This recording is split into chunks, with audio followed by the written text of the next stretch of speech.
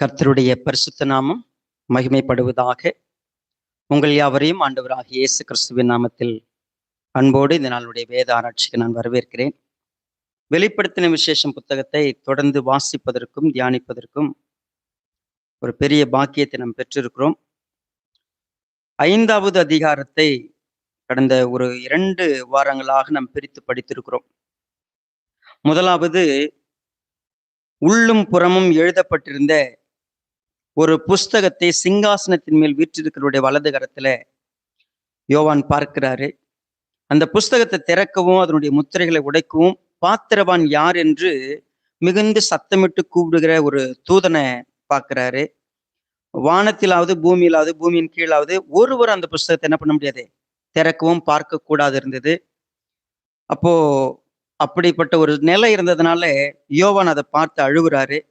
அப்ப மூப்பர்கள்ல ஒருத்தன் பார்த்து என்ன சொல்றான், நீ அழாத, இதோ யூதா கோத்திரத்து சிங்கமும் தாவீதின் வேறுமானவர் என்ன செய்வாரு, இந்த புஸ்தகத்தை திறக்கவும் அதன் 7 முத்திரைகளையும் உடைக்கவும் ஜெயம் கொண்டிருக்கிறார். அதனால அடிக்கப்பட்ட வண்ணமா இருக்கிற ஒரு ஆட்டுக்குட்டி சிங்காசனத்துக்கு முன்னாடி இருக்கிறத பார்க்கிறாரு. ஸோ இதெல்லாமே குறிப்பா சிங்காசனத்தின் மேல உட்கார்ந்துருக்கூடிய வலது கரத்துல இருந்த இந்த புஸ்தகத்தை இந்த ஆட்டுக்குட்டியானவர் வாங்குறாரு. வாங்கும் பொழுது அங்க இருந்த 4 ஜீவன்களும் 24 மூப்பர்களும் தங்கள் தங்கள் சுரமண்டல்களையும் பரிசுத்தவான்களுடைய ஜெபங்களாகிய தூபவர்க்கத்தால் நிறைந்த கலசங்களையும் பிடித்து கொண்டு ஆட்டுக்குட்டியானவருக்கு முன்பாக வணக்கமாக விழுந்து, தேவரீர் புஸ்தகத்தை நீங்க வாங்கவும் அது முத்திரைகளை உடைக்கவும் பாத்திரராயிருக்கிறீங்க. ஏன்னா நீர் அடிக்கப்பட்டு சகல கோத்திரங்களிலும் பாஷைக்காரிலும் ஜனங்களிலும் ஜாதிகளிலும் இருந்து எங்களை தேவனுக்கென்று என்ன பண்ணீங்க, உங்களுடைய ரத்தத்தினால மீட்டுக்கிட்டீங்க, எங்களை தேவனுக்கு முன்பாக ராஜாக்களும் ஆசாரிகளும் ஆக்குனீங்கன்னு அப்படின்னு சொல்லிட்டு நாங்க பூமியில அரசாளுவோன்னு ஒரு பாட்டை பாடுறாங்க. அதுதான் இந்த புதிய பாட்டு. இதுதான் இந்த 5th சாப்டருடைய செட்டப். ஸோ இதை நம்ம 2 வாரமா படிச்சிருக்கிறோம். ஆக்சுவலா பிதாவாகிய தேவனுக்கும் மனிதர்களுக்கும் நடுவில் மத்தியஸ்தராக ஒருவர் இருக்கிறார். அது கர்த்தராகிய இயேசு கிறிஸ்து. அடிக்கப்பட்ட வண்ணமாக அப்படின்னு சொல்லப்படுற வார்த்தை வெட்டப்பட்ட நிலையில் இருக்கக்கூடிய ஒரு ஆட்டுக்குட்டி, இரத்த தோய்ந்த நிலையோட அவர் எந்த நிலைமையில மனிதர்களுக்காக பரிந்து பேசுகிறவராக இருக்கிறார்னு வெளிப்படுத்தக்கூடிய ஒரு விஷயம். ஸோ இன்றைக்கு நம்ம என்ன செய்ய போறோம், 11வது வசனத்திலிருந்து 14வது வசனம் வரைக்கும் படிக்க போகிறோம். கண்கள் மூடி நம்ம ஜெபிக்கலாமா? பரிசுத்த பிதாவே, எங்களை ஆண்டு கொண்டிருக்கிற எங்கள் நல்ல தகப்பனே, இந்த அற்புதமான ஆசீர்வதிக்கப்பட்ட வேலைக்காய் ஸ்தோத்திரம். கர்த்தர் இந்த பகுதியை ஆசீர்வதித்து கொடுங்க.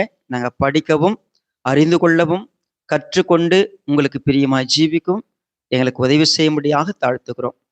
இந்த வேத ஆராய்ச்சியில பங்கெடுத்திருக்கிற ஒவ்வொரு அருமையான பிள்ளைகளையும் கர்த்தர் நேர் வழிநடத்தும்படியாக, உணர்த்தும்படியாக, இருதயத்தில் எழுதும்படியாக நாங்கள் தாழ்த்துகிறோம். உம்முடைய மகிமைக்காய் அர்ப்பணித்து மீட்பு பாதம் இந்த நன்றியோடு ஜெபிக்கிறோம் நல்ல பிதாவே, ஆமென். 11வது வசனத்துல பின்னும் நான் பார்த்தபோது ஒரு விஷன் பார்க்கிறாரு. இன் அடிஷன் டு தட், பின்னும் நான் ஒரு காட்சியை பார்க்கிறேன். சிங்காசனத்தையும் ஜீவன்களையும் மூப்பர்களையும் சூழ்ந்திருந்த அநேக தூதர்களுடைய சத்தத்தை கேட்டேன்.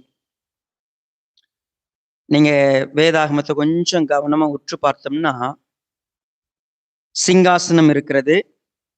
சிங்காசனத்துல ஒருத்தவர் நீண்ட ஆயுள் உள்ளவர் என்ன செய்யறாரு, சதா காலம் உயிரோடு இருக்கிறவர் இருக்கிறாரு. ஸோ அங்க ஜீவன்கள் 4 ஜீவன்களை நம்ம ஏற்கனவே படிச்சோம், அவங்க யார் அப்படின்னு சொல்லிட்டு. மூப்பர்கள் உட்கார்ந்து இருக்கிறாங்க. நம்ம 4வது அதிகாரம் 5வது அதிகாரத்துல தொடர்ச்சியாக இந்த காட்சியை பார்க்கும் பொழுது ஒரு காரியம் அங்கு சொல்லப்படுகிறது. அங்க தூதர்களுடைய சத்தத்தை கேட்டேன். ஆக்சுவலா இப்ப தமிழ்ல இப்படி படிக்கிறப்போ தூதர்களுடைய சத்தம் அப்படின்னு சொன்னா இந்த பதம் சரியா இருக்குதா அப்படின்னு கவனிச்சு பார்த்தோம்னா, தூதர்களுடைய சத்தங்களை கேட்டேன் அதுக்கும் தூதர்களுடைய சத்தத்தை கேட்டேங்கிறதுக்கும் வித்தியாசம் இருக்கு. இப்ப நம்ம ஒரு 50 பேர் ஒரு விஷயத்த சொன்னா ஒரே சத்தமா இருக்குமா? நிறைய சத்தமா இருக்குமா? ஒண்ணும் இல்ல, மனப்பாட வசனம் சொல்ல சொன்னோம்னு வச்சுங்களேன், நம்ம எல்லாரும் ஈவனா நம்ம சொல்லுவோமா? ஒரே மாதிரி சொல்லுவோமா? சரி, ஆக்சுவலா பிதாவாகிய தேவனை நாம் எல்லாரும் ஒரே வாயினாலே மகிமைப்படுத்தும்படிக்கு, அப்படிதான் நம்ம வாசிக்கிறோம் வேதாகமத்துல. இந்த ஒரே வாயினாலே மகிமைப்படுத்துறதுன்னா என்ன? இப்போ நம்ம நம்பிக்கை சபையில இங்க கூடியிருக்கிறோம். விசுவாசம் திருச்சபையில் நம்மோட ஆன்லைன்ல இணைஞ்சிருக்கிறாங்க. அதே போல நம்முடைய சகோதர சகோதரிகள் பல்வேறு தேசத்திலிருந்து நம்மோடு கூட ஆன்லைன்ல இணைந்திருக்கிறாங்க. நாம் எல்லாரும் சேர்ந்து ஒரே வாய்ஸ் தர முடியுமா? ஒன் வாய்ஸ், ஒரே வாய்ஸ் அப்படின்னு சொன்னா அது சாத்தியமான்னு கேட்டா இந்த பூமியில அதுக்கு சாத்தியம் இல்லாம இருக்கு. இப்ப நம்ம கவனிப்போம், அவர் வேறு ஒரு காட்சியை பார்க்கிறாரு, சிங்காசனத்தை பார்க்கிறாரு, 4 ஜீவன்களை பார்க்கிறாரு, மூப்பர்கள் இருக்கிறாங்க. He sees இன்னொரு முக்கியமான ஒரு ஆஸ்பெக்ட பார்க்கிறாரு. அங்க தூதர்கள் இருக்கிறாங்க, 1000 அங்க பாத்தீங்கன்னா அந்த வசனத்துல 11வது வசனத்துல அவர்களுடைய இலக்கம் 10,000 10,000 இருந்தது. 10,000 10,000 1000 அப்படியே அர்த்தம் அப்படின்னு கேட்டா அப்படி இல்லை. நம்ம இதை கொஞ்சம் புரிஞ்சுக்கலாம். தானியேல் புஸ்தகத்துல 7வது அதிகாரம்,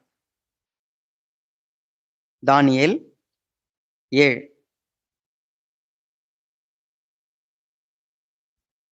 10வது வசனத்தை கொஞ்சம் கவனமா பாருங்க. அக்கினி நதி அவர் சந்நிதியிலிருந்து புறப்பட்டு ஓடினது. 1000 பேர் அவரை சேதித்தார்கள். கோடா கோடி பேர் அவருக்கு முன்பாக நின்றார்கள்.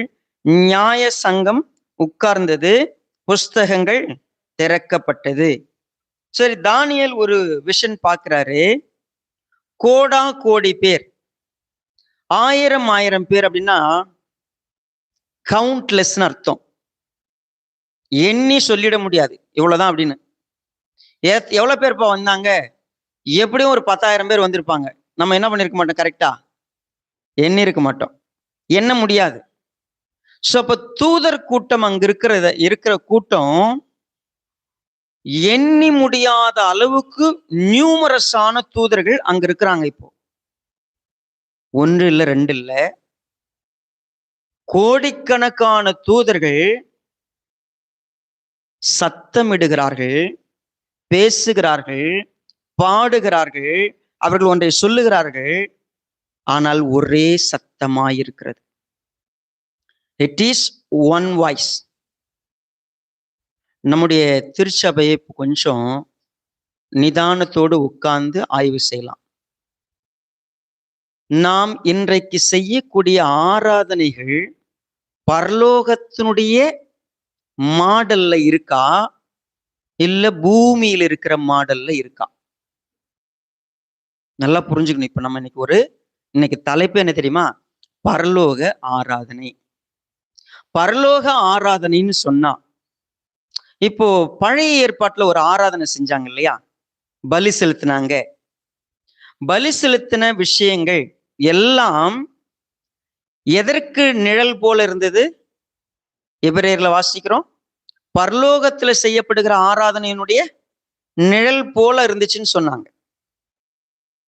ஆனா இன்றைக்கு திருச்சபை ஏறெடுக்கிற ஆராதனைகள், திருச்சபையில் நம்ம போய் ஒரு ஆராதனை பண்றோம்ல, இந்த ஆராதனை பரலோக ஆராதனை போலவே இருக்கிறதா, அதற்கு ஒத்து இருக்கிறதா, அல்ல வேறு விதமா இருக்குதா? நீங்க நானும் என்ன செய்யறோம்? சர்ச்சுக்கு வரோம். என்ன reason? we want to worship. நாம கர்த்தரை தொழுது கொள்ள வருகிறோம், கர்த்தரை ஆராதிக்க வருகிறோம், கர்த்தரை உயர்த்த வருகிறோம், அவரை கனம் பண்ண வருகிறோம் சொல்றோம், அவரை மகிமைப்படுத்த வரேன்னு சொல்றோம். பட் ப்ராப்ளம் ஒண்ணு இருக்கு. என்ன அப்படின்னா, என் மனசுல நான் கர்த்தரை பார்க்கணும்னு வரேன், கர்த்தரை தொழுது கொள்ளணும்னு வரேன். ஆனா என் கூட இருக்கிற யாரும் சரியில்லை. இந்த ஆராதனை கூடத்துக்குள்ள வரும் பொழுதே என்னை சுற்றி இருக்கிற நபர்கள்லாம் நான் அப்படியே ஒரு ஸ்கேல் வச்சு பார்த்தேன்னா, ஆல்மோஸ்ட் எனக்கு பிடிக்காத ஒரு 30% இருப்பாங்க. டோட்டலா பிடிக்க மாட்டாங்க. அவங்க யாருன்னு எனக்கு ஒத்தே வராது அவங்க கூட. இன்னொரு 30% பரவாயில்ல அப்படின்னு நினைப்பேன். இன்னொரு 30% என்ன இருக்காது, அவங்களுக்கும் எனக்கும், அவங்க நல்லவங்க கெட்டவங்க அதெல்லாம் இல்லை, அவங்களுக்கும் எனக்கு என்ன கிடையாதுன்னா ரிலேஷன்ஷிப்பே கிடையாது. ஈவன் ஒரு 5% உண்மையாகவே அவங்கள நான் பார்க்க கூட விரும்புறதில்லை. ரேர் பீப்புளை ஐ ரெஸ்பெக்ட். இன்னைக்கு சர்ச்சுக்குள்ள நடக்கக்கூடிய விஷயம் என்னன்னு பார்த்தீங்கன்னா இதுதான். நம்ம இங்க பாருங்களேன், ஐக்கியன்னு சொல்லுவோம், ஆராதனைன்னு சொல்லுவோம். நான் எல்லாரையும் அனலைஸ் பண்றேன். ஆராதனை நேரத்துல ஆக்சுவலா 2 பேர் முன்னாடி வந்து பேசுவாங்க.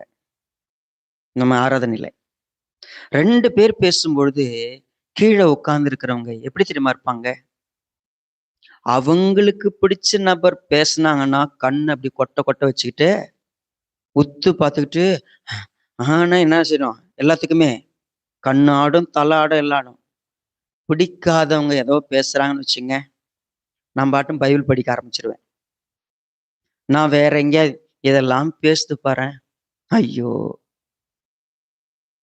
இதுக்கு மைக் அடிச்சு இது பேசிட்டு இருக்கு, எதுக்கு இந்த வசனத்தை இப்படி பேசினார் இவரு, இதெல்லாம் இப்ப இங்க ஷேர் பண்ண சொன்னாங்களா, இப்படித்தான் ஷேர் பண்ணுமா? அதே அவங்கள விட்டு பாருங்க, அவங்க ஷேர் பண்ணவங்களோட கேவலமா பேசுறவங்க. ஆக்சுவலா உட்காந்துக்கிட்டு இங்க குறை சொல்றதுக்கே ஒரு கூட்டம் உட்காந்துருக்கும். எது நடந்தாலும் தப்பா தோணும். என்ன நடந்தாலும் அவங்க மனசுக்கு ஏத்த மாதிரி இல்லைன்னா அது ஒரு எண்ணம் இருக்கும். ஆராதனையில பாட்டு பாட சொல்லுங்களேன், ஒரு 4 பேர் பாடுவாங்க, மீதி பேர் சும்மா முணுமுணுப்போம், அப்படியே உட்காந்துருப்போம், பார்ப்போம். பைபிள் எடுக்க சொன்னா பைபிள் கூட கையில எடுத்துட்டு வந்திருக்க மாட்டோம். சர்ச்சுக்கு வரும்போது இப்பெல்லாம் ஜென்டிலா என்ன பண்றோம், போன்ல பைபிளோட தள்ளி பார்க்க விரும்புறோம். பைபிள் கூட கையில எடுத்துட்டு வர மாட்டோம். ஆனா நம்ம ஆராதனைக்கு வருவோம். நம்முடைய இருதயங்கள் உண்மையாவே இன்னைக்கு ஆராதனையினுடைய தன்மையை உணர்ந்திருக்குதா அப்படின்னு கேட்டா நாட், இல்லவே இல்லை. இன்னைக்கு சபைகள்ல மிக மிக மோசமான நிலைமைக்கு தள்ளப்பட்டோம். என்னன்னு கேட்டா பிரிந்து கிடக்கிறோம். ஆக்சுவலா நம்ம சபைக்கு கூடும் போதே என்ன தெரியுமா சொல்லி கூப்பிட்டாங்க, என்ன சொல்லி சபைக்குள்ள வந்தா நம்ம எல்லாருக்கும் எப்படிப்பட்ட விஷயங்கள் இருக்கணும் அப்படின்னு கேட்டா, எபேசியர் 4வது அதிகாரத்துக்கு வாங்கல என் கூட.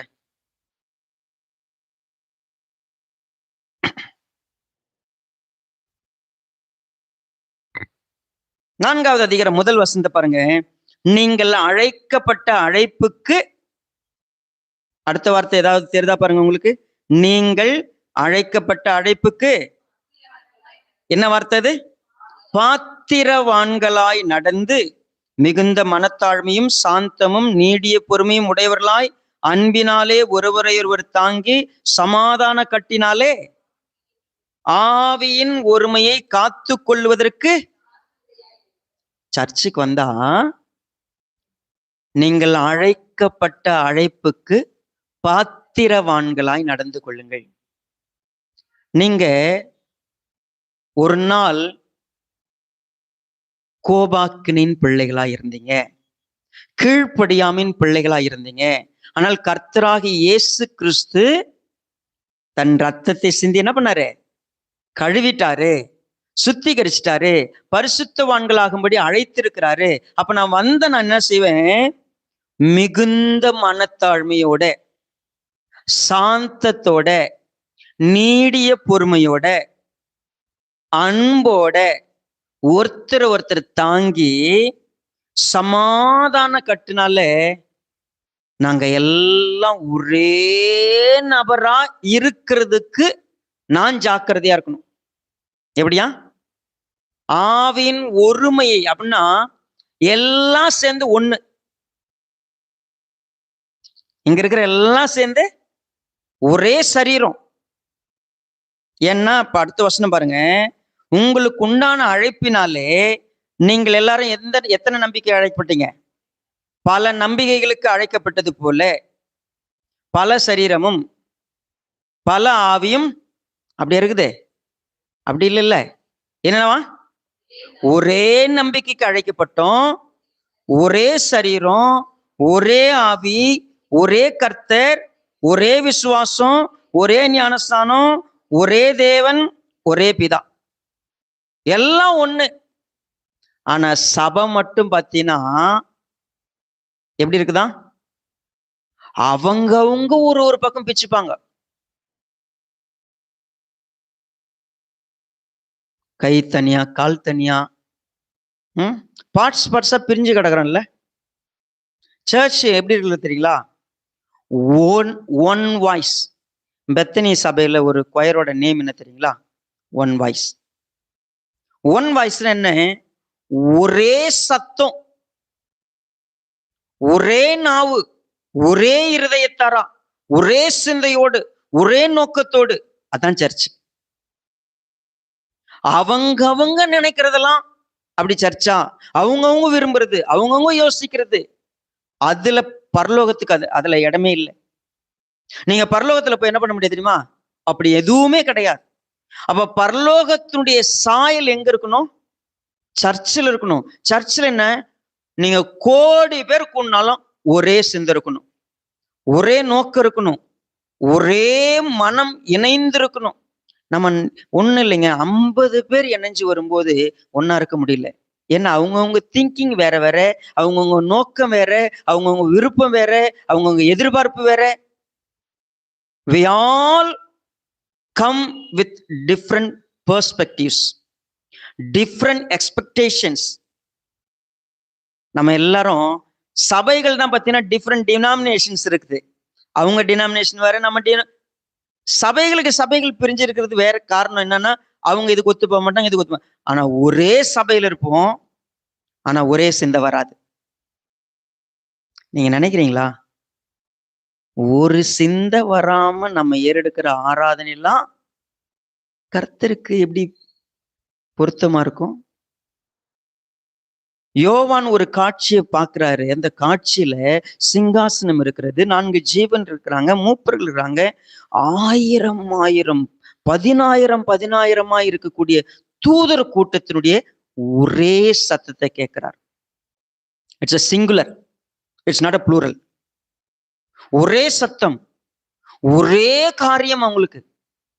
அவங்களுடைய சத்தம், அவங்களுடைய ஆராதனுடைய தன்மை, அவங்களுடைய நோக்கம், அவங்களுடைய இணைப்பு, இதெல்லாம் பார்த்தா இன்றைக்கு ஒரு சபையில எப்படிப்பட்ட ஆராதனை இருக்கணும்னா இந்த விதத்துலதான் ஆராதனை வரணும்.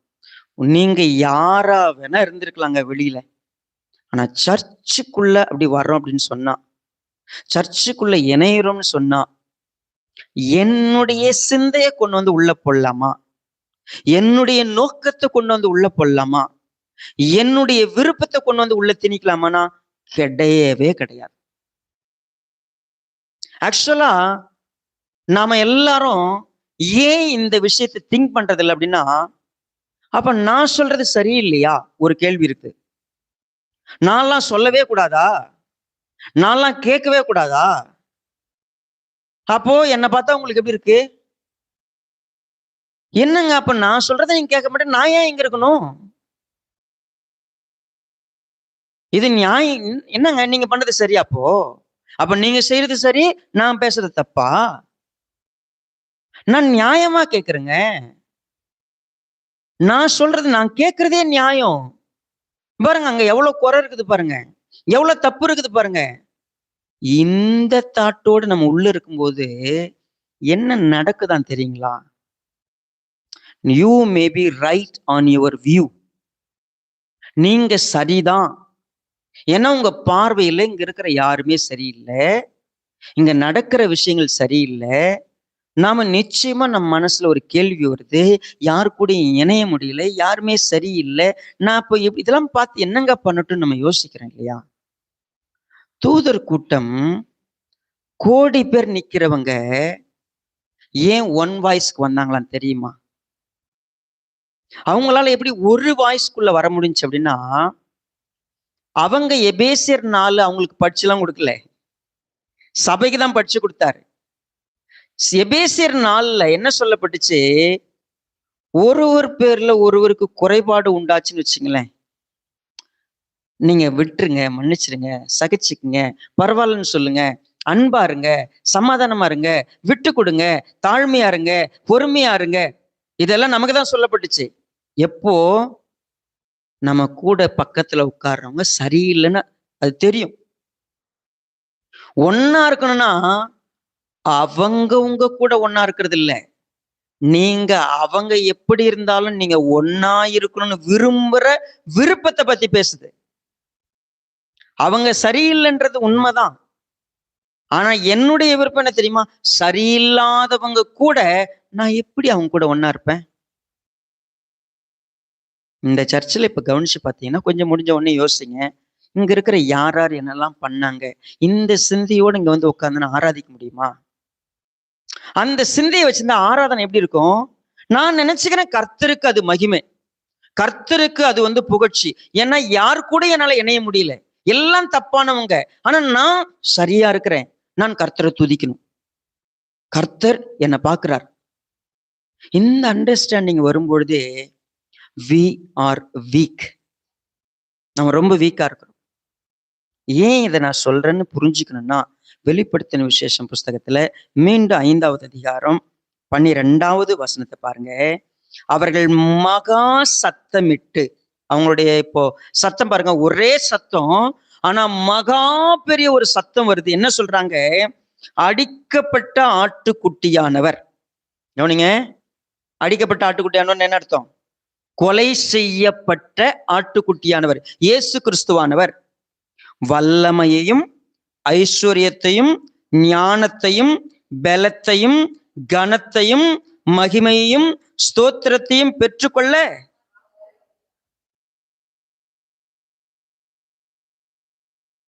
எத்தனை காரியம்? 7 காரியம். சரியா? என்னென்ன அப்படின்னா, தமிழ்ல ஒரே ஒரு வார்த்தை மட்டும் கொஞ்சம் வித்தியாசமா இருக்கு, நான் உங்களுக்கு சொல்லிடுறேன், நீங்க நோட் பண்ணிக்கலாம்.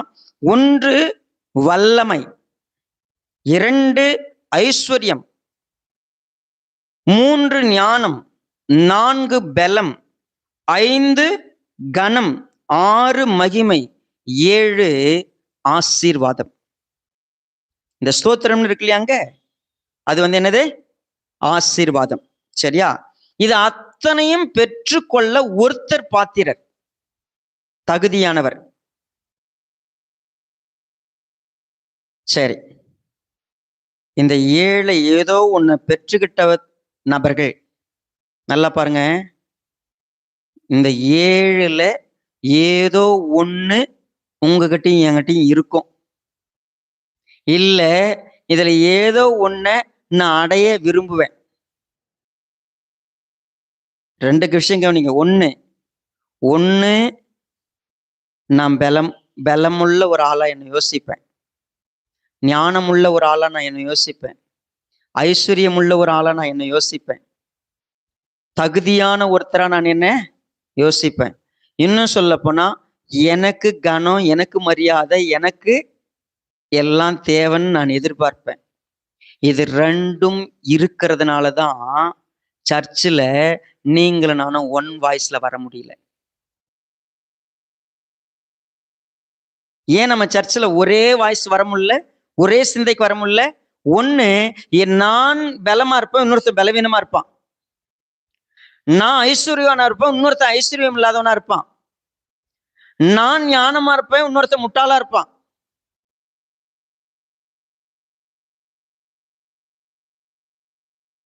பாட்டு பாடும்போது என்ன பண்ணாங்களாம், கொஞ்சம் முன்னாடி படிச்சேன் இல்லையா, மூப்பர்கள் என்னன்னு பண்ணாங்க? தேவரீர் இந்த முத்திரையை உடைக்கவும் இதை எங்களுக்கு வெளிப்படுத்துறதுக்கும் உங்களுக்கு தான், ஒருத்தருக்கு தான் தகுதி இருக்குது. ஏன்னா நீங்க தான் உங்களுடைய ரத்தத்தினால எங்களை என்ன பண்ணீங்க? மீட்டுக்கிட்டீங்க. எங்களை தேவனுக்கு முன்பாக என்னவா மாத்துறீங்க? ராஜாவும். இப்ப சொல்லுங்க, கவனிக்கிறீங்களா? பரலோகத்துல பாடும்போது மனுஷங்க சொல்றாங்க, எங்களை நீங்க என்ன வாக்குனீங்க? ராஜா வாக்குனீங்க, எங்களை ஆசாரியர் ஆக்குனீங்க, எங்களை உங்களுடைய ரத்தத்தினால மீட்டுக்கிட்டீங்க. அப்ப ரத்தத்தினால மீட்கப்பட்ட ஒவ்வொருத்தரும் ராஜாவும் ஆசாரியனா மாறும் பொழுது நான் என்ன நினைக்கிறேன், என்னை விட இன்னொருத்தரை அற்பமா நினைக்கிறேன். ஏன்னா என்னுடைய பார்வையில அவங்க மோசமானவங்க, அவங்களுடைய செயல்பாடுகள் சரியில்லை. வேதம் என்ன தெரியுமா சொல்லுது? காலத்துக்கு முன்னாடி என்ன பண்ணிடாதீங்க, நீங்க தீர்ப்பு சொல்லாதீங்க. எதை குறித்தும் சொல்றதுக்கு முன்னாடி கொஞ்சம் நிதானிங்க. நீங்க தீர்ப்பு கொடுத்துடாதீங்க. ஒரு தவறுன்னு தெரியுதா, சுட்டி காட்டுறதுல தப்பு இல்லை. அதுவும் எப்படி தெரியுங்களா? இயேசுவானவர் எப்படி காட்டுவாரோ அப்படி காட்டணும். நான் ஒருத்தங்களை குற்றம் சாட்டி கெட்டவன்னு முத்திர குத்துறதுக்கு காட்டுறது இல்லை. அது இயேசுவானவர் என்ன ரத்தத்தினால கழுவி ராஜாவாக்க ஆசாரியனாக்க பாடுபட்டு உட்காந்துருப்பாரு. ஆனா இங்க ஒருத்தன் இயேசுவால மீட்கப்பட்டவங்கள குற்றம் சாட்டும் பொருட்டு என்ன பண்ணுவானா? உக்காந்துருப்பான். குற்றம் சாட்டுறவன் யாரு? அங்க ஒருத்தர் இருக்கிறான். அது நல்ல ஆவி இல்லை. ஏன் நம்ம ஒரு ஆவியில வர்றதுல தெரியுமா? யாரையும் என்னை விட சிறப்பானவங்களா எண்ணி நான் அவங்களோடு இணைந்து கொள்ளுகிற எண்ணம் எனக்கு இல்லை. சர்ச்சில் எனக்கு முன்னாடி இருக்கிற ஒருத்தரை பார்த்து உண்மையாவே இவங்க ஒரு பரிசுத்தவான் இல்லையா, இவங்க உண்மையாவே கர்த்தருக்கு பிரியமா நடக்கிறாங்க இல்லையா, அவங்களுடைய ஆவியோட என் ஆவி இணையணும்னு என் மனசு என்ன பண்றதுல தெரியுமா? இணைஞ்சு வர்றது அளவுக்கு எனக்கு நல்ல தாழ்மை இருக்கிறது இல்லை. ஏன்னா இன்னொருத்தரை நல்லவங்கன்னு சொல்ற அளவுக்கு எனக்கு என்ன கிடையாது. அந்த அளவுக்கு ஒரு எப்படி சொல்லனா, பெருந்தன்மைன்னு ஒரு வார்த்தை பயன்படுத்தலாமா? இன்னொருத்தவங்களை உயரத்துல வச்சு பாக்குறதுக்கும் அவங்க சூப்பர், அவங்க நல்லா இருக்கிறாங்க, நல்லா செய்யறாங்க. நீங்க எத்தனை பேர் இதை கவனிச்சீங்கன்னு தெரியாது. ஒருத்தவங்களை நம்புவதற்கு காலம் எடுத்துக்கலாம். ஒருத்தவங்க சரியா தப்பான்னு புரிஞ்சுக்கிறதுக்கு காலம் எடுத்துக்கலாம். காலம் எடுத்த பிற்பாடு அவங்களுடைய நம்பிக்கை, அவங்க மேல வச்ச நம்பிக்கை எப்படி இருக்குன்னா, சார்லதான் பாஸ்டர் ஸ்டீஃபன் பாஸ்டர் மேல ஒரு நம்பிக்கை வச்சுக்கிறாருல்ல, அப்படி இருக்கணும். என் இருதயம் முழுசா அவருக்கு தெரியுமா? தெரியாது. என்னுடைய நான் அதுக்காக அப்படியே பூரணமன் ஆயிட்டுனா இல்ல பரிசுத்தவானுடைய உயர்ந்த நிலையை எட்டிட்டுனா இல்லவே இல்லை. சர்ச் ஆனிவர்சரியில் அவர் நடந்துகிட்ட விஷயங்களை நீங்க கவனிச்சு பாருங்களேன். ஒருத்தவங்களோட இருக்கு அந்த நாங்க ஒரே விசுவாசத்தின் ஆவி உடையவங்க, நாங்க ஒரே நோக்கத்துல இருக்கிறோம், நாங்க ஒரே சபையில இருக்கிறோம், என்னை விட சிறப்பா செய்றாங்களா, சந்தோஷம், குட் குட் வாங்க. ஏன் நமக்கு பொறாம வருது? ஏன் நம்ம ஒருத்தவங்களை பார்த்து நல்லா இருக்கிறவங்கள பார்த்து பொறாமப்படுறோம்? ஒருத்தவங்க நல்ல ஆவிக்குரிய வளர்ச்சியில இருந்தாங்கன்னா நம்ம சபையில பேசிக்கிறாங்க, ஆடுறே எவ்வளவு நாள் ஆடுறே ஆடு. ஆக்சுவலா யாராவது மெசேஜ் கேட்டு நல்லா பேசினாங்கன்னா பேசு, நீ நாளைக்கு யார் மாதிரி ஆயிடுவ, என்ன மாதிரியே பன்னிக்குட்டி ஆயிடுவ. இப்ப நீ ஆட்டுக்குட்டி மாதிரி துள்ளினுக்கிற, கூடிய சீக்கிரம் நீ என்ன ஆயிடுவ, என்ன மாதிரி பன்னிக்குட்டி ஆயிடுவ. எவ்வளவு வன்மம், எவ்வளவு கேவலமான சிந்தியோடு நான் சொல்றேன், நான் கர்த்தரை ஆராதிக்க வந்திருக்கிறேன். ஒருத்தவங்க கர்த்தருக்கு பிரியமா நடக்கிறத பார்த்த உடனே என் மனசுல உற்சாகம், பரவாயில்ல இவங்க எவ்வளவு கர்த்தருக்காக நிக்கிறாங்க, அவங்களோட போய் சேர்ந்துப்போம். ஆனா பின்னால உட்காந்துக்கிட்டு ஆடு, எத்தனை நாள் ஆடுறேன்னு நான் பாக்குறேன்.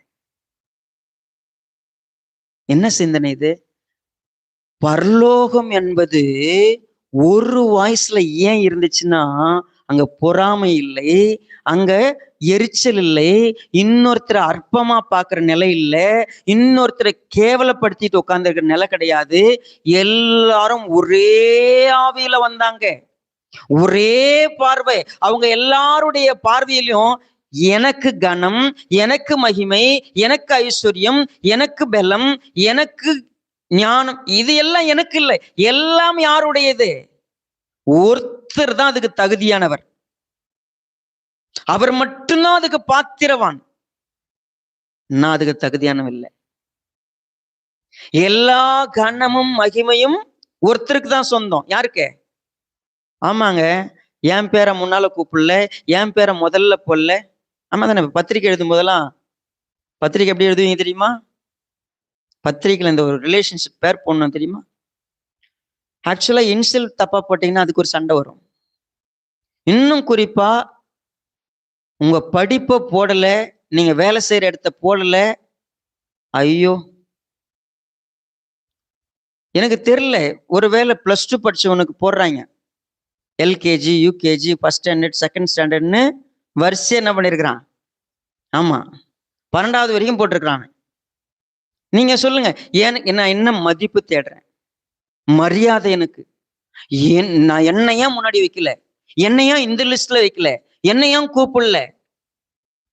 இவங்க, நான் உண்மையை சொல்லட்டுமா, இந்த மாதிரி சிந்தையில் இருக்கிறவங்க எல்லாம் முதல்ல ரத்தத்தினால கழுவப்பட்ட உணர்வை கூட என்னென்ன பண்ணல, பெற்றுக்கொள்ளவே இல்லை.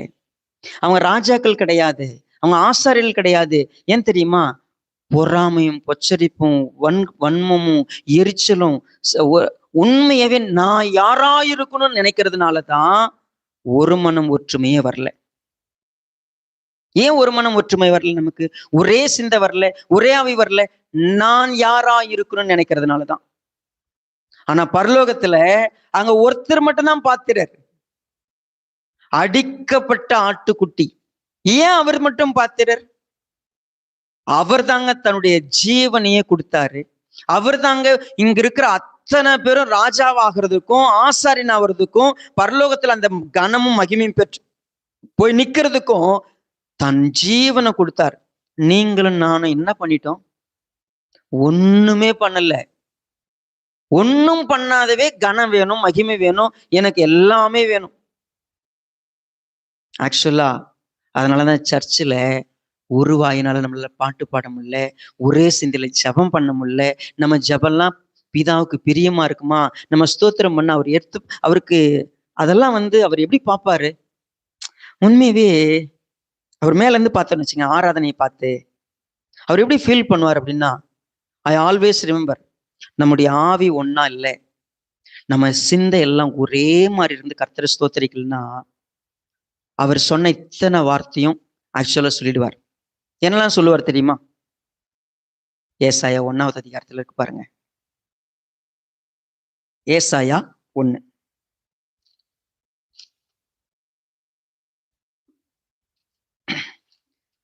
அன்றைக்கு அவர்கள் செய்த ஆராதனை எப்படி இருந்துச்சா அப்படின்னு கேட்டா, அவங்க ஆராதனையுடைய தன்மையை பார்த்துட்டு ஆண்டவர் சொன்ன வார்த்தை தான்.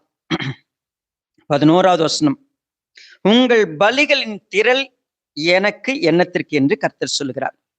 சரி, ஃபர்ஸ்ட் பாருங்க, ஆட்டுக்கடாக்களின் தகன பலிகளும் கொழுத்த மிருகங்களின் நினமும் எனக்கு அரோசிகமாயிருக்கிறது. ஃபர்ஸ்ட் வார்த்தை. 2வது, காளைகள் ஆட்டுக்குட்டிகள் கடாக்களுடைய ரத்தத்தின் மேல் எனக்கு பிரியம் இல்லை. 3வது 13வது வசனம், இனி வீண் காணிக்கைகளை கொண்டு வர வேண்டாம். 3, தூபம் காட்டுதல் எனக்கு அருவருப்பாயிருக்கிறது. 4, நீங்க அக்கிரமத்தோடு ஆசிரிக்கிற மாத பிறப்பையும் ஓய்வு நாளையும் சபை கூட்டத்தை நான் இனிமே சகிக்க மாட்டேன். 5, உங்கள் மாத பிறப்புகளையும் உங்கள் பண்டிகைகளையும் என் ஆத்துமா வெறுக்கிறது. 6, அவைகள் எனக்கு வருத்தமாயிருக்கிறது. 7, அவைகளை சுமந்து இளைத்து போனேன். 8, நீங்கள் உங்கள் கைகளை விரித்தாலும் என் கண்களை உங்களை விட்டு மறைக்கிறேன். 9, நீங்கள் மிகுதியாய் ஜெபம் பண்ணினாலும் கேட்க மாட்டேன். நீங்க ஸ்தோத்திரம் ஸ்தோத்திரம் ஸ்தோத்திரம் ஸ்தோத்திரம், ஆண்டவரே அப்பா ஸ்தோத்திரம், நீங்க பயங்கரமா பாட்டு பாடுவீங்க, உன்னுடைய இறைச்சலை நீ என்னை விட்டு அகற்று. அம்மா சொல்லுவார், நீ தயவு செய்து நீ பாடாத, நீ பேசாத, நீ துதிக்காத, நீ ஜெபம் பண்ணாத. எனக்கு பிடிக்கல, எனக்கு அருவருப்பாகுது, நான் வெறுக்கிறேன், எனக்கு சுத்தமா பிடிக்கல. ஒரு விஷயத்த ஒருத்தவங்க கிட்ட போய் பிடிக்காதவங்க கிட்ட போய் நீங்க ஃபர்ஸ்ட் கொடுக்குறீங்க, அவங்க வேணான்னு சொல்றாங்க, சரியா? வேணாம் அப்படிங்கிறாங்க. 2ஆம் முறை சொல்றீங்க, வம்பு பண்ணி, தயவு செய்து வேணா எடுத்துட்டு போயிரு. நீங்க கம்பல் பண்றீங்க. ஆண்டவர் அப்படிதான் பண்ணிருப்போமோ? நம்ம பாட்டு பாடுவோங்க சந்தோஷமா கர்த்தருக்கு. ஆனா இங்க இருதயம் ஒண்ணா இல்லாம சேர்ந்து பாட்டு பாடி, அவருக்கு ஃபர்ஸ்டே சொல்லியிருப்பா, ஏன் எனக்கு பிடிக்கலப்பா, இந்த மாதிரி பாடாத, இந்த மாதிரி ஜெபம் பண்ணாத, இந்த மாதிரி பைபிள் படிக்காத. நீ ஒரு ஆராதனை பண்ண எப்படி தெரியுமா இருக்கணும்? நான் விரும்புற மாதிரி இருக்கணும். இங்க நீ உள்ள கபடத்தோட உட்கார்ந்து இருக்கிற, கசப்போட உட்கார்ந்து இருக்கிற, உனக்கு உன்னுடைய பேர் பெருசாகணும், நீ பெரிய ஆள் ஆகணும், உனக்கு பிடிச்சதெல்லாம் நடக்கணும், உன்னை எல்லாரும் மதிக்கணும், நீதான் அப்படிங்கிற இடத்துக்கு வரணும்னா நீ எதை பேசினாலும் நான் என் மூஞ்சியை நான் மறைச்சிக்கிறேன், எனக்கு வேணாம். எப்படி இருக்கும்? பரலோகத்துல ஒரு ஆராதனை, தூதர்கள் 1000 10,000 தூதர்கள் ஒரே சத்தம், அவங்க சத்தம் சொல்றாங்க, தேவரீர் வல்லமையும் கனத்தையும் மகிமையும் அந்த 7 காரியங்களை சொல்லி இவைகளை பெற்றுக்கொள்ள ஒருத்தருக்கு தகுதி இருக்குது. ஏன்? ஏன்னா நீங்க தான் சாக்ரிஃபைஸ் பண்ணீங்க, நீங்க தான் உண்மையாகவே இது எல்லாவற்றுக்கும் தகுதியான ஒருத்தர் நீங்க. அப்ப நான் உங்களுடைய தகுதியில வாழ்றவன். ஆக்சுவலா சர்ச்சுக்குள்ள வரும்பொழுது நான் அந்த தகுதிக்குரியவன் இல்லை, ஆனா அந்த தகுதிக்குரியவருக்குரியவன் நான். அந்த தகுதிக்குரியவருக்குள்ள நான் மறைஞ்சிருக்கிறேன். எந்த ஒரு மகிமை வந்தாலும் யாருக்கு தான் மகிமை? அது இயேசு கிறிஸ்துவுக்கு தான். எனக்கு ஏதாவது ஒண்ணு கிடைக்குதுன்னா அதுக்கு யார் காரணம்? இயேசு கிறிஸ்து. எனக்கு ஒரு விஷயம் நடக்குது, அது அத்தனைக்கும் ஒருத்தர் தான் காரணம், அது இயேசு கிறிஸ்து. அவர் ரத்தம் சிந்தல, அவர் விட்டு கொடுக்கல, அவர் பூமிக்கு வரல, எதுவுமே நடந்திருக்காது. அப்ப முழுமை காரணம் ஒருத்தர். அப்ப நான் சர்ச்சுக்குள்ள இருக்கும் பொழுதெல்லாம் என் மனசு ஒண்ணு சொல்லும், எனக்கு எல்லா திறமையும் இருந்தாலும், ஒருவேளை சொல்லுங்க நான் மியூசிக் வாசிக்கிறத பிரில்லியன்ட்னு வச்சுக்கங்க, அந்த பிரில்லியன்ஸை வச்சு நான் கர்வமா நடந்துப்பேனா, இல்ல நான் பெருமையா நடந்துப்பேனா? எனக்கிட்ட பெரிய ஒரு சொத்து இருக்குதுங்க, நான் ஒரு நல்ல சம்பளம் வாங்கக்கூடிய ஒரு சம்பளக்காரன், நல்ல வசதி இருக்குது, அந்த வசதியை வச்சு என்னுடைய பெருமையை காட்டுவேனா?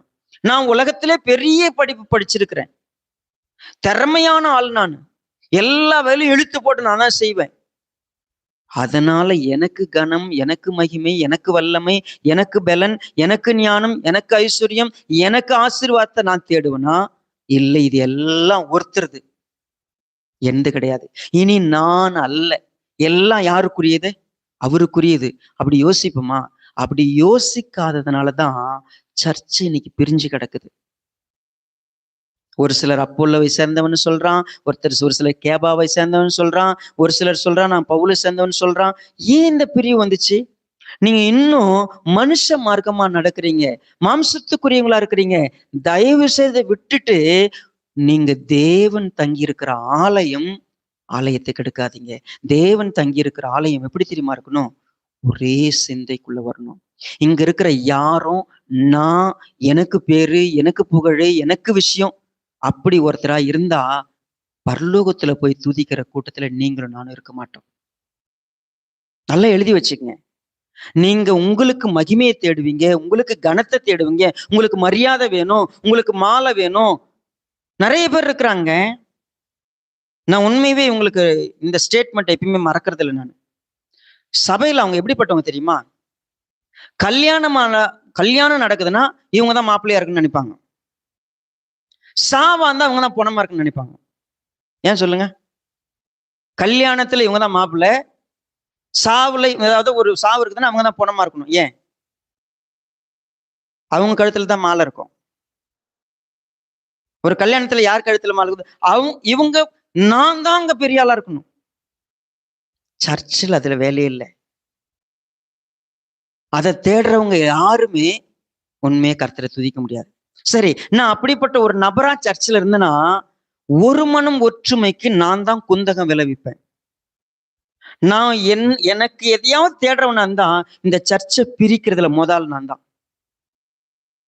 சர்ச்சு சரியில்லாத இருக்கிறதுக்கு காரணம் தெரியுங்களா? என்னை மையப்படுத்திட்டுனா நான் சர்ச்சை பிரிச்சுக்கிட்டே இருப்பேன். பரலோகம் எப்படிப்பட்ட தெரியுங்களா? கோடி பேர் நின்னாலும் ஒரே வாய்ஸ் கேட்கும். இங்க ஜஸ்ட் 20 பேருக்கு ஒரு வாய்ஸ் வர முடியல. நம்ம பக்கத்துல வர என்ன பாடுற நீ? அவங்க பாடும்போதே ஆமா நீ அப்படியே உன்னுடைய இசை குரல் இருக்குதே அது அப்படியே மயக்கிடும். பக்கத்துல இருக்கிறவர் என்ன பண்றாரு? கழுத மாதிரியே சொல்லுங்களேன். நீ ஒரு கழுத, அது ஒரு கழுத, அவ்வளவுதான். ஏன் நீயே யோசிங்களேன், என் குரல் என்ன குரல்? நான் பாடுறது இல்லையா? அப்படி பார்த்தா யார் தான் பாட முடியும்? எல்லாரும் சேர்ந்து ஒருமனப்பட்டு கர்த்தரை ஒரே சிந்தையில வரணும். சரி பரவாயில்லவா? ஏன் அவங்கள நான் ஏத்துக்கிறது இல்லை? என் சிந்தையில எல்லாத்தையுமே பிரிக்கிறேனே. சாப்பிட்டா பிரிக்கிறேன், உட்கார்ந்தா பிரிக்கிறேன். நான் எல்லாவற்றிலும் என்னை மையப்படுத்திட்டு மத்தவங்க அத்தனை பேரையும் ஒதுக்குனா பரலோகத்துல போய் யார் பக்கத்துல நிற்போம்? எல்லாருமே இயேசு கிறிஸ்து பக்கத்துல நிக்கணும்னா நமக்கு ஒரு ஆளுக்கு ஓகே, நம்ம யாரு கூட நம்மளை இணைச்சுப்போம்? இயேசுவானோடு கூட. ஆனா இயேசுவானோடு கூட இணைக்கிறதுக்கு நாம் பாத்திரமா நடந்துக்கிட்டோம்னா, நீங்கள் அழைக்கப்பட்ட அழைப்புக்கு பாத்திரவான்களா நடங்க. அவர் பாத்திரர். எதுக்கு தெரியுமா? எல்லா கனத்துக்கும், எல்லா வல்லமைக்கும், எல்லா மகிமைக்கும், எல்லா புகழுக்கும் அவர் தான் சொந்தம். ஏன்னா he is worthy of it. we are not. So first பேசிக்கா ஒரு விஷயத்தை இன்னைக்கு தெரிஞ்சுக்கலாம். நம்ம ஆராதனை சீர்படணும்னா நம்ம தாழ்மையை தரிச்சுக்கலாம். ரெண்டாவது, நம்மை விட இன்னொருத்தரை மேன்மையானவங்களா எடுத்துக்கலாம். ஏன்னா உங்களுக்கு யாதொரு ஐக்கியம், யாதொரு தேர்தல், யாதொரு கூடுக இருக்குது. நீங்க எங்கேயாவது ஆராதிக்கிறீங்க, நீங்க எங்கேயாவது இணைஞ்சு வரீங்கன்னு சொன்னா, பிலிப்பியர்ல அப்படித்தானே சொன்னாரு. நீங்க ஏதாவது ஒண்ணு கர்த்தருக்காக செய்ய நினைச்சீங்கன்னா ஃபர்ஸ்ட் விஷயம் கிறிஸ்து இயேசுவில் இருந்த சிந்தையே உங்களிலும் என்னிலும் இருக்க வேண்டும். ஏன்னா கிறிஸ்து இயேசுவில் என்ன சிந்தை இருந்துச்சு? அவர் தேவனுடைய ரூபமாயிருந்தும் தேவனுக்கு சமமாயிருப்பதை கொள்ளையாடின பொருளாக எண்ணாமல் தம்மைத்தாம் வெறுமையாக்கி அடிமையின் ரூபம் எடுத்து மனுஷ சாயலானார். அதனாலதான் அவரு மரணபரிந்து கீழ்ப்பிடிந்தவராகி எல்லாத்துக்கும் தன் ஒப்பு கொடுத்ததுனால தேவன் என்ன பண்ணார் தெரியுமா? எல்லாவற்றுக்கும் மேலாக அவரை உயர்த்தி முழங்கால்கள் யாவும் அவருக்கு முன்பாக முடங்கும்படி. இப்ப பாருங்க, அந்த காட்சி தான் இப்ப நம்ம பார்க்க போறோம். பிலிப்பியர் 2வது அதிகாரத்துல என்ன படிக்கிறோமோ, ஒருத்தர் தாழ்மையா இருந்து ஒருத்தர் விட்டு கொடுத்து எல்லாரும் ஒரே இடத்துல இருக்கணும்னு விரும்பினதுனாலதான் அவருக்கு அந்த கனமும் மகிமையும், கனத்தையும் மகிமையும் பெற்றுக்கொள்ள ஏன் அவர் பாத்திரம் தெரியுமா? அவர் உண்மையாவே தாழ்மையானவர். அவர் உண்மையாவே நீங்களும் நானும் ஒன்னா இருக்கிறது தன்னை விட்டு கொடுத்தவர். அவர் என்ன பண்ணல தெரியுமா? வந்து சர்ச்சுக்குள்ள நின்றுக்கிட்டு உங்களை என்னையும் பார்த்து நீ எவ்வளவு கேவலம் பண்ணுவ, நீ பேசாத உட்கார் அப்படின்னு சொல்றது இல்லை. நீ எல்லாம் ஏந்திரிக்காத அப்படின்னு சொல்றது இல்லை. உனக்கு தகுதி இல்லைன்னு சொல்றது இல்லை.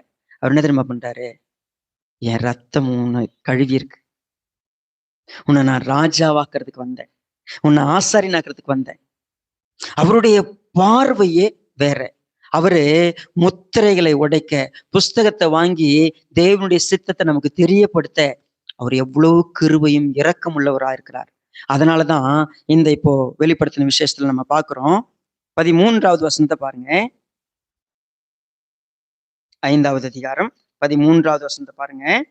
அப்பொழுது வானத்திலும் பூமியிலும் பூமியின் கீழும் இருக்கிற சிருஷ்டிகள் யாவும், சமுத்திரத்தில் உள்ளவைகளும் அவற்றுள் அடங்கிய வஸ்துக்கள் யாவும் சிங்காசனத்தில் மேல் வீற்றிருக்கிறவருக்கும் ஆட்டுக்குட்டியானவருக்கும் ஸ்தோத்திரமும் கனமும் மகிமையும் வல்லமையும் சதா காலங்களிலும் உண்டாவதாக என்று சொல்ல கேட்டேன். இப்ப மேல தூதர்கள் சொன்னாங்க, இப்ப யார் சொல்றா? அவங்க சொன்ன உடனே வானத்துல, பூமியில, பூமியின் கீழ் இருக்கிற சிருஷ்டிகள்ல, சமுத்திரத்துல இருக்கிறவங்க, சமுத்திரத்துக்கு உள்ள இருக்கிற எல்லா ஜீவன்களும் ஒரு விஷயத்த சொல்றாங்க. என்ன தெரியுமா? சிங்காசனத்தில் வீற்றிருக்கிறவருக்கும் ஆட்டுக்குட்டியானவருக்குமே ஸ்தோத்திரம், கனம், மகிமை, வல்லமை சதா காலங்களும் உண்டாயிருக்கட்டும். என்ன ஒரு ஆராதனை தெரியுமா? இப்ப இங்க யார் யார் இருக்கிறாங்க சொல்லுங்க? சிங்காசனத்துல வீற்றிருக்கிறாரு, ஆட்டுக்குட்டியானவர் அங்க இருக்கிறாரு. இப்ப அதை சுற்றிலும் பாத்தீங்கன்னா 4 ஜீவன்கள் இருக்கிறாங்க. இப்ப 24 மூப்பர்கள் இருக்கிறாங்க. இப்ப எத்தனை தூதர் இருக்காங்க? 1000 நியூமரஸ் தூதர்கள் இருக்கிறாங்க. இப்ப ஆராதனை எப்படி இருக்குது? அவங்க பாடுறாங்க, வல்லமையும் ஐஸ்வர்யத்தையும் ஞானத்தையும் பலத்தையும் கனத்தையும் மகிமையும் ஸ்தோத்திரத்தையும் பெற்றுக்கொள்ள தேவரீர் நீ ஒருவரே பாத்திரம் உடையவர், அந்த தகுதி உடையவரா நீ இருக்கிறேன்னு சொல்லி அவங்க ஸ்தோத்திரம் பண்ணும்போது ரெஸ்பாண்ட் வருது. வானத்துல, பூமியில, சமுத்திரத்துல இருக்கிற எல்லா ஜீவன்களும் சேர்ந்து ரெஸ்பாண்ட் பண்றாங்க. எஸ், அவருக்கு கனமும் வல்லமையும் மகிமையும் உண்டாயிருப்பதாக. ஆராதனை எப்படி தெரியுமா? நீங்க ஸ்தோத்திரம் பண்ணும்போது, நீங்க ஒருமித்த ஆவியில ஸ்தோத்திரம் பண்ணும்போது ஆக்சுவலா பரலோகத்தில் இருக்கிற தூதர் எந்திரிச்சுப்பாங்க. பூமியில் இருக்கிற சிருஷ்டிகள் யாவும் சேர்ந்து தொழுது கொள்ளும். நீங்க ஏசாயால வாசித்தீங்கன்னா, நீங்க ஒரே ஆவியில இணைஞ்சு ஜெபம் பண்ணீங்கன்னு வச்சுங்களேன், நீங்க போய் ஒரு கடல் பக்கத்துல போய் உட்காந்து ஸ்தோத்திரம் பண்றீங்க, ஒரு வனத்துல போய் உட்காந்து ஜெபம் பண்றீங்க, பக்கத்துல இருக்கிற செடி கொடிலாம் சந்தோஷப்படுமா. சிருஷ்டியானது அப்படியே தவிச்சுக்கிட்டு இருக்குதான் தேவனுடைய புத்திரர் வெளிப்படுறதுக்கு. பா, என்ன அருமையான ஒற்றுமைங்க. ஒருவேளை நீங்க உட்கார்ந்து இருக்கிற சேரெல்லாம் என்ன அருமையா தேவ பிள்ளைகள் அப்படியே ஒன்னா இருக்கிறாங்க பாருங்களேன். என்ன சேர் பேசாதுன்னு நினைக்கிறீங்களா? வேதம் சொல்லுது, உத்தரம் பேசும், சுவர் கூப்பிடும். ஒரு நாள் நீங்களும் நானும், ஆண்டவரே நம்பிக்கை சபையில இவங்க எல்லாம் ஒன்னா நின்று பாடும்போது எப்படி தெரியுமா இருக்கும்? எல்லாரும் ஒரே சிந்தை, ஆண்டவரே சூப்பராக தெரியுமா? நான் அங்கதான் இருந்தேன். இவங்க எல்லாம் உள்ள உட்கார்ந்து இருக்கும்போது இந்த ஒர்ஷிப்ல அப்படி உட்காரும் பொழுது இவன் அங்கதான் அப்படியே அப்படியே பைபிள் படிக்கிற மாதிரி நினைச்சிருந்தான் ஆண்டவரே. இவன் பாத்தீங்கன்னா அப்படியே பாருங்க, உண்மையாவே இதை இவனுக்கு புரியுது. அப்படியே இருதயத்தை கடினப்படுத்திக்கிட்டே உட்கார்ந்த ஆண்டவரே. இவன் யார் சொல்லுவா? உங்க பக்கத்துல இருக்கிற சுவர் சொல்லிடும். நான் சொல்லுங்க, வேதம் சொல்ற உண்மை. கழுதையை பேச வச்சிருவாள், இந்த கண்ட சேர பேச வைக்க முடியாதா? ஆக்சுவலா நீங்க உட்காந்துங்கிற பாய் சொல்லும், ஆண்டவரே எரிச்சலின் ஆவிலேயே உட்கார்ந்தாய்வோ. எப்படி தெரியுமா வெந்து போன நானு? உண்மையவே இவன் மனசுல எவ்வளவு அக்கினி தெரியுமா இருந்துச்சு. ஐயோ, பக்கத்துல உட்காந்துக்கிறவங்க பத்தி என்ன மாதிரி சிந்தல இருந்தாங்க தெரியுமா? தூதர்கள் பாடுற சத்தத்தை கேட்ட மாத்திரத்துல வானம், பூமி, பூமியின் கீழே சமுத்திரம், சமுத்திரத்துக்குள்ள எல்லாம் சேர்ந்துட்டாங்க. வர்ஷிப் அற்புதமா நடக்குது. கர்த்தர் ஒருவரே பாத்திரர், அவருக்கு மட்டுமே துதி, கனம், மகிமை எல்லாம் அவருக்கு மட்டும்தான். Join together. நம்ம வர்ஷிப்ல எத்தனை பேர் நம்மோட கூட ஜாயின் பண்ணுவாங்க? சிம்பிள். ரெஸ்பாண்ட் என்ன நடந்துச்சு? அடுத்த வசனம், அதற்கு 4 ஜீவன்களும் ஆமேன் என்று சொல்லி 24 மூப்பர்களும் வணக்கமாய் விழுந்து சதா காலங்களும் உயிரோடு இருக்கிறவரை அவங்களால என்ன பண்ண முடியல? இப்போ சிங்காசனத்துல உட்கார்ந்து இருக்க முடியல. 24 மூப்பரும் எங்க உட்கார்ந்தாங்க? இப்போ இந்த 4 ஜீவன்களும் என்ன சொன்னாங்களாம்? ஆமேன்னு சொன்னாங்க. ஆமேன்னா என்ன? அப்படியே யார் ஃபர்ஸ்ட் இந்த பாட்டு ஆரம்பிச்சது? எங்க ஆரம்பிச்சாங்க? மூப்பர்கள் தான், அங்க இருந்தவங்க தான் பாட ஆரம்பிச்சாங்க. புஸ்தகத்தினுடைய முத்திரையை உடைக்க ஆரம்பிச்சாரு. புஸ்தகத்தை வாங்கினாரு. புஸ்தகத்தை வாங்கினோடனே அவங்க பாட்டு பாட ஆரம்பிச்சாங்க. இப்ப பாட்டு ஒன்றிலிருந்து இன்னொன்னுக்கு பாஸ் ஆச்சு. தூதர்கள் பாடினாங்க. தூதர் பண்ணோன்னே எல்லா ஜீவன்களும் பாடுறாங்க. எல்லா ஜீவராசிகளும் பாடும் பொழுது அங்க இருக்கிற அந்த 4 ஜீவன்கள், அங்க இருக்கிற மூப்பர்கள் எல்லாரும் ஒட்டு மொத்தமா சாஷ்டாங்கமா விழுந்து, அங்க சதா காலம் உயிரோடு இருக்கிற தேவன், ஆட்டுக்குட்டியானவர், அவங்களுக்கு மட்டும்தான் எல்லா கனமும் புகழும் மகிமையும். வேற யாருக்குமே கிடையாது. ஏன்னா அவர்கள் மாத்திரமே பாத்திரராயிருக்கிறார்கள். துதி கன மகிமைக்கு பாத்திரர் ஒருவர். நான் ஒருத்தரை துதிக்கணும், ஒருத்தரை ஸ்தோத்தரிக்கணும், ஒருத்தரை உயர்த்தணும், ஒருத்தரை கனம் பண்ணணும், ஏதாவது ஒண்ணு அவருக்கு பொருத்தமானதுன்னு சொன்னா அது அவருக்குரியது. Always learn. சமீபத்துல என்கிட்ட ஒருத்தவங்க சொன்னாங்க, நான் இந்த விசுவாசம் சர்ச்சுக்கு வந்தப்போ, விசுவாசம் சர்ச்சில் டெடிகேஷனுக்கு ஒரு ஸ்டோன் இருக்கு, 2 ஸ்டோன் இருக்கு. நீங்க எத்தனை பேர் வாசித்தீங்கன்னு தெரியல. ஆக்சுவலா அந்த ஸ்டோன்ல யார் கட்டினது, யார் ஸ்பான்சர் பண்ணது, பேர் ஏதாவது இருக்கா?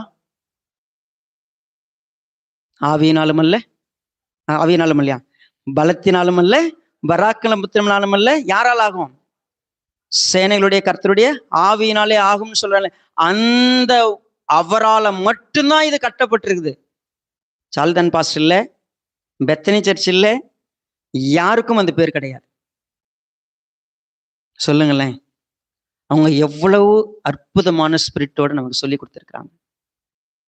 இன்னைக்கு சேர் வாங்கி கொடுத்தா அந்த சேருக்கு பின்னால் நம்ம பேரை எழுதிக்கிறோம். ஃபேன் வாங்கி கொடுத்தா ஃபேன் பின்னால் எழுத பார்க்குறோம். நாம கொடுக்கறதெல்லாம் நான் யார் செஞ்சேன்னு தெரியணும். நம்ம தானே? இல்லவே இல்லை. சீரியஸா நான் செய்கிற எதற்கும் எனக்கு தகுதி இல்லைன்னா, இந்த தகுதி எல்லாவற்றுக்கும் ஒருத்தர் தான் காரணம். சரி, நான் இப்ப சொல்லேன், எனக்கு உண்டாயிருக்கிற எல்லாத்துக்கும், ஒருவேளை நான் பாஸ்டர் சொல்லுவேன், பாஸ்டர் சொல்லுவேன், இது எல்லாத்துக்கும் காரணம் ஒருத்தர் தான். ஏன்னா ஆக்சுவலா நான் ஒரு ஊடகம், நான் ஒரு பேனா.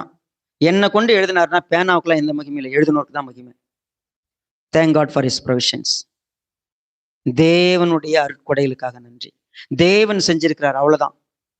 இது என்னுடைய கடமையை மட்டும்தான் செஞ்சேன். இதுல எந்த கணத்துக்கும் மகிமைக்கும் எனக்கு இன்னல்ல தகுதி இல்லை.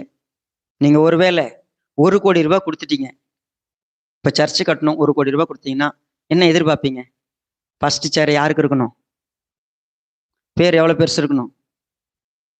சரி, உண்மையாவே 2ஆம் தேதிக்கு இன்விடேஷன் டைப் பண்றப்போ அந்த பேர்களை ஹைலைட் பண்ணியிருந்தோம். இப்போ பாஸ்டர் என்னை கரெக்ட் பண்றதுக்கு எழுதும்போது சொன்னார், போல்டு லெட்டர்ல போடாத, it is focusing too much on us. நம்மளை என்ன பண்ணுது, நம்மளை ஃபோக்கஸ் பண்ற மாதிரி தெரியுது. இல்லை, அப்படி வேண்டாம். மனிதர்களை மையப்படுத்துற விஷயங்கள்லாம் வேண்டாம். தேவன் மட்டுமே கனத்துக்கும் மகிமைக்கும் பாத்திரரா இருக்கிறார். ஆராதனை எப்படி தெரியுமா இருக்கணும்?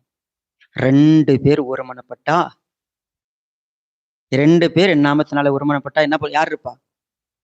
தேவன் இருப்பார். நீங்க ஹஸ்பண்ட் அண்ட் ஒய்ஃப் 2 பேர் சேர்ந்து கர்த்தரை ஒரே ஆவியினால துதிக்க முடியுதா பாருங்க. ஹஸ்பண்ட் அண்ட் ஒய்ஃப், உங்க பிள்ளைங்க சேர்ந்து கர்த்தரை ஒரே வாயினால துதிக்க முடியுதா பாருங்க. 2 குடும்பங்கள் சேர்ந்து வந்துச்சுன்னா சர்ச்சா மாறுது. 4 குடும்பங்கள் சேர்ந்தா சர்ச்சா மாறுது. ரொம்ப சின்ன சர்ச்சு, இங்கவே ஒருத்தர் கடித்து பட்சித்து ஒருத்தருக்கு ஒருத்தர் விரோதமா, வைராக்கியமா, சண்டையா, குறையா அப்படி இருந்தோம்னா நம்ம ஆராதனை வேஸ்ட். ஸோ இனி வரக்கூடிய காலங்கள்ல நீங்க பாடுவீங்களா, நீங்க ஜெபிப்பீங்களா, சர்ச்சுக்குள்ள இருப்பீங்களா? நான் கிறிஸ்துவினுடைய சிந்தையை தரித்து கொண்டு வருகிறேன்.